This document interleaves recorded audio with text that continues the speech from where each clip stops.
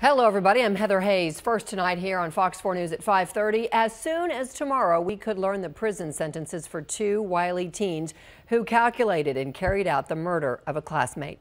Brendan Bridges and Adam Stopp pleaded guilty this week to strangling Ivan Mejia.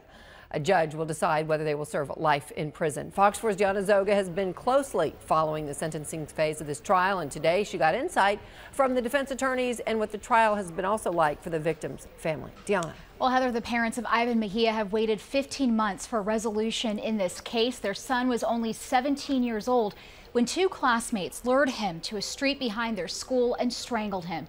Mr. and Mrs. Mejia today tell me they are putting their faith in the legal system and the judge to make the right decision.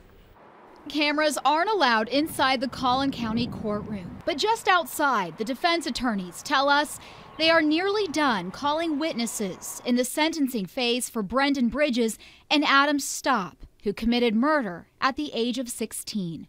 This has affected the families of both these boys.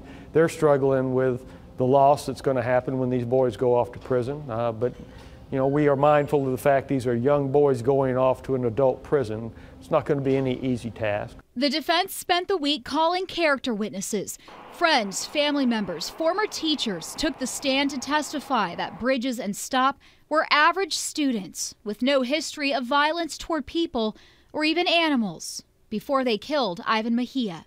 I think it's important for the court to know that these are not boys that were kind of hooligans in the neighborhood, that were unsupported in their families, that had a lot of prior bad acts that were disruptive in school. That's simply not the case. Prosecutors have also shown the judge how the teens spent days planning Mejia's murder because Bridges and Mejia liked the same girl.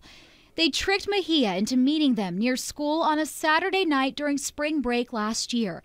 They attacked him, put him in a chokehold, stuffed a rag in his mouth, and held his nose closed.